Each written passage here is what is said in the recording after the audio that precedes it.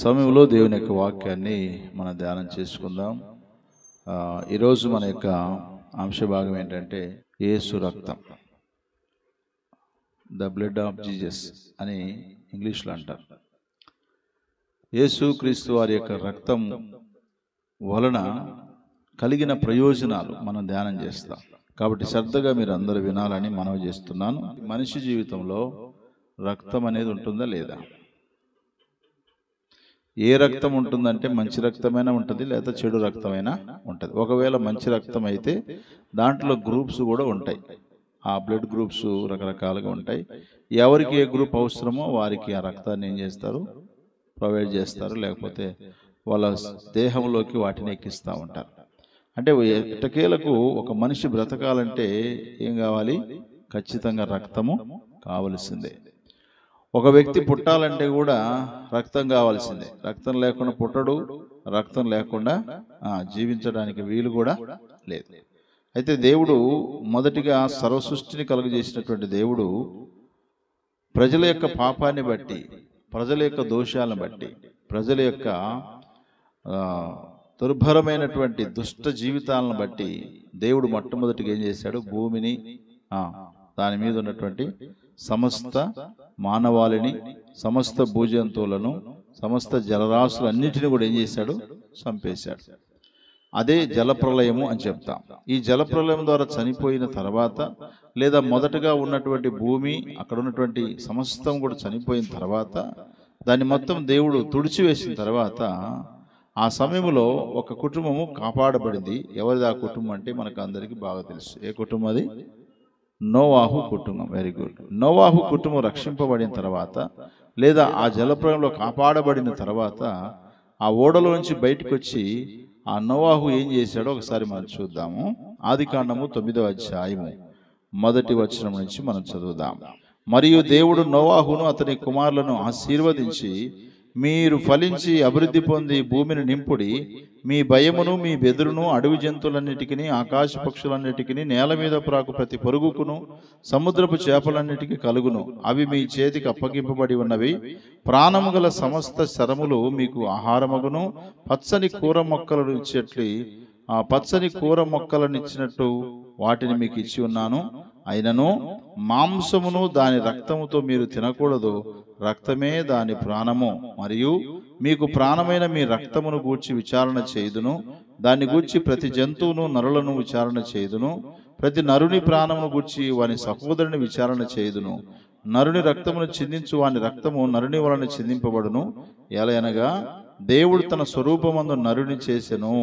మీరు ఫలించి అభివృద్ధి పొందుడి, మీరు భూమి మీద సమృద్ధిగా సంతానము కని విస్తరించుడని వారితో చెప్పాను. అనగా జలప్రలయం ముగించబడిన తర్వాత నోవాహుకును తన భార్య, తన కుమారులు, కోడళ్ళకి దేవుడు చెబుతున్న మాటలో ఒక మాట ఏంటంటే 4వ వచనంలో రాయబడింది, అయినను మాంసమును దాని రక్తముతో మీరు తినకూడదు, రక్తమే దాని ప్రాణము అన్నాడు. అంటే భూమి మీద ఉన్నటువంటి సకల జంతువులు, సముద్రంలో ఉన్నటువంటి జలచరములన్నీ, చేపలన్నీ, ఇవన్నీ మీకు ఇచ్చాను. ఎలా ఇచ్చానంటే ఒక కూర మొక్కలు లేక ఆకుకూరలు ఎలా ఇచ్చానో అలాగ మీకు వాటికి ఇచ్చాను.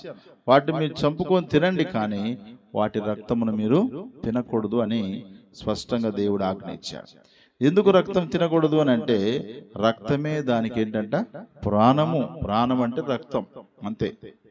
అందుకని యేసయ్య, నువ్వు నా కోసం ప్రాణం పెట్టావయ్యా అంటే అర్థం ఏంటి? నీ రక్తమును నా కొరకు ధారపోసావని అర్థం. కాబట్టి మన ప్రాణం నిలబడాలంటే తప్పకుండా శరీరంలో ఏముండాలి?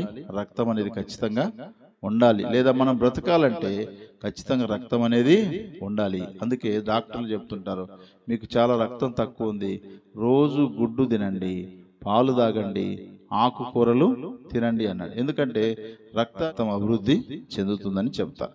సరే, ఏదేమైనప్పటికీ కూడా రక్తము తినకూడదని దేవుని యొక్క ఆజ్ఞ. అయితే ఈ రక్తమును ఏం చేయాలి అని అంటే, భూమి మీద నీళ్లు పోసినట్టు వాటిని ఒలికించాలి అనేది దేవుని యొక్క ఆజ్ఞ. యేసు రక్తం వలన మనకు కలిగినటువంటి లాభం ఏంటో చూద్దాం. హెబ్రీయులకు రాసిన పత్రిక 9వ అధ్యాయము 12వ వచనం చదువుకుందాం.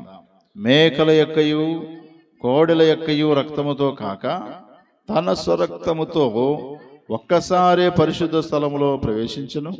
ఏలయనగా మేకల యొక్కయు ఎడ్ల యొక్కయు రక్తమును మైలపడిన వారి మీద ఆవు దూడ బూడిద చల్లుటయు శరీర శుద్ధి కలిగినట్టు వారిని పరిచిన ఎడల నిత్యుడగు ఆత్మ ద్వారా తన్ను తాను దేవునికి నిర్దోషిగా అర్పించుకున్న క్రీస్తు యొక్క రక్తము నిర్జీవ క్రియలను విడిచి జీవం గల దేవుని సేవించుటకు మీ మనస్సాక్షిని ఎంతో ఎక్కువగా శుద్ధి చేయును అన్నాడు. హల్లెలూయా. అంటే ఇక్కడ యేసు రక్తము మనల్ని ఏం చేస్తుందంట?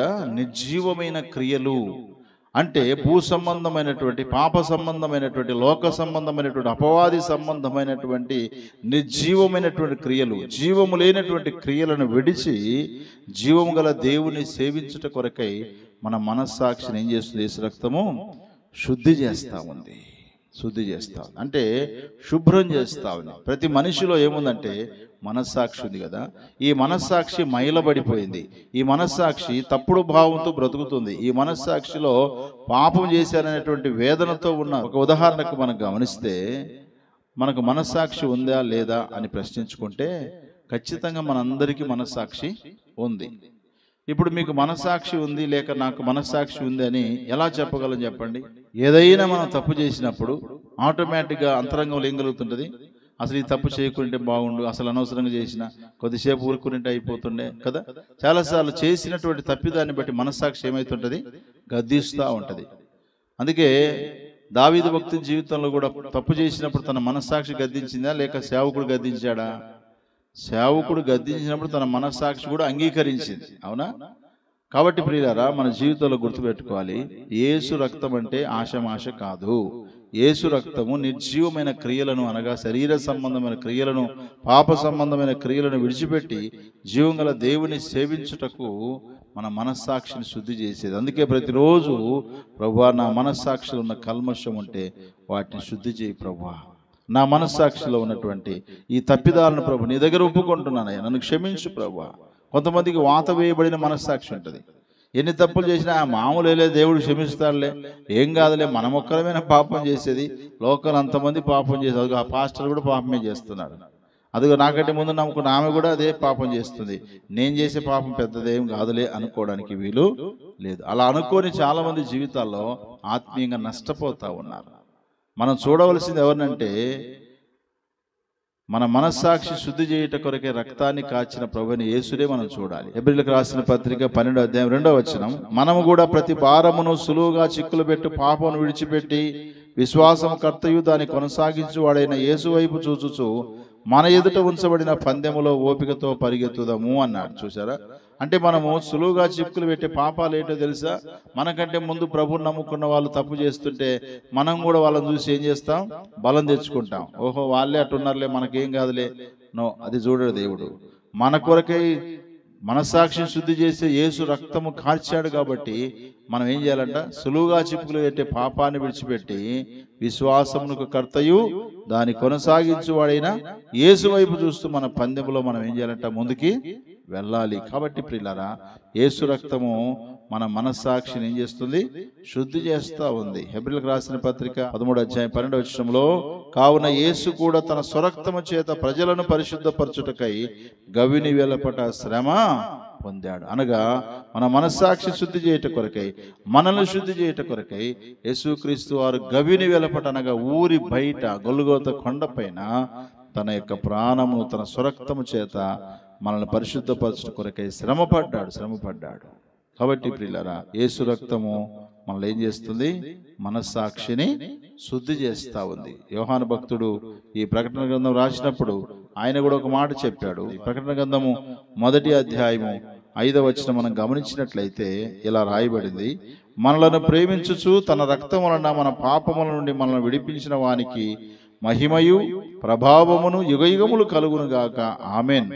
ఆయన మనలను తన తండ్రియగు దేవునికి ఒక రాజ్యముగాను యాజకులుగాను చేసెను అన్నాడు. హల్లెలూయా. చూడండి, ఇక్కడ మన పాపముల నుండి మనలను విడిపించిన, మన పాపముల నుంచి ఎవరు విడిపించారు అంటే ప్రభువైన యేసుక్రీస్తు వారే. ఎలా విడిపించాడంటే ఆయన పరిశుద్ధమైనటువంటి రక్తాన్ని నీ కొరకు నా కొరకు ధారపోసి ఆయన మనల్ని తండ్రి అయిన దేవునికి ఒక రాజ్యముగాను యాజకులుగాను ఆయన మనల్ని చేశాడు. కాబట్టి యేసు రక్తం వలన మన మనస్సాక్షి శుద్ధీకరించబడుతూ ఉంది. అందుకోసమే యేసు రక్తమును మనం ఎప్పుడు కూడా సులకనగా చూడడానికి వీలు లేదు. యేసు రక్తము ప్రతి ఒక్కరి జీవితంలో, యేసు రక్తము నిర్జీవమైన క్రియలను విడిచిపెట్టి మనస్సాక్షిని శుద్ధి చేస్తుంది.